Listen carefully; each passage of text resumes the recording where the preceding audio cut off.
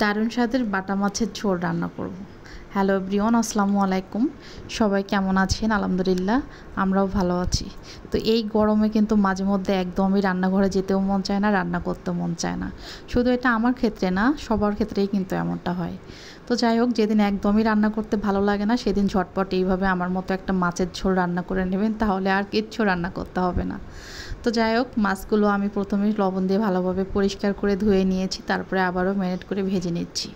তো বেশিরভাগ মাছ কিন্তু আমি নর্মালি রান্না করি, মানে মেখে দিয়ে এমনিতে নর্মালভাবে রান্না করাটাই পছন্দ করি আমরা বেশি, যেহেতু আমাদের বাড়িতেও ওইভাবে রান্না করে ছোটো থেকে খেয়েছি, মানে অনেক কম মানে মাছ ভেজে রান্না করা হয়।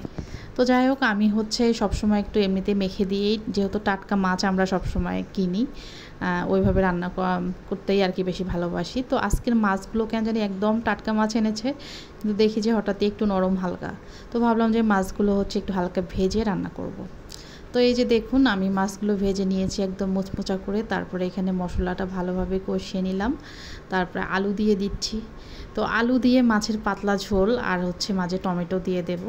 তো এইভাবে মাঝে মধ্যে কিন্তু একটু মানে অন্যরকম করে রান্না করে খেতে ভালোই লাগে না? তো আমি নর্মালি আলুর মধ্যে তো বেগুন বা অন্য কোনো সবজিও দেই। তো আজকে ভাবলাম শুধু আলু দিয়ে মাছের ঝোলটা রান্না করে খেয়ে দেখি কেমন লাগে।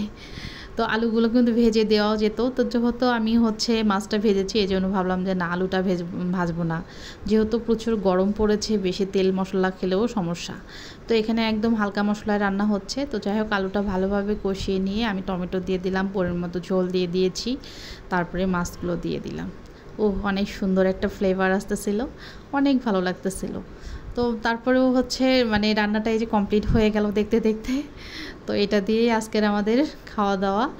আর এটা দিয়েই শুধু না, ফ্রিজে কিছু রান্না করা আছে, ভাজি ভুজি কালকে রান্না করেছিলাম, কারণ আল্লাহ 30 দিন তো আমার মাছ রান্না করতেই হবে। তো কেমন লাগলো ভিডিওটি জানাবেন। সবাই ভালো থাকেন, আল্লাহ হাফেজ।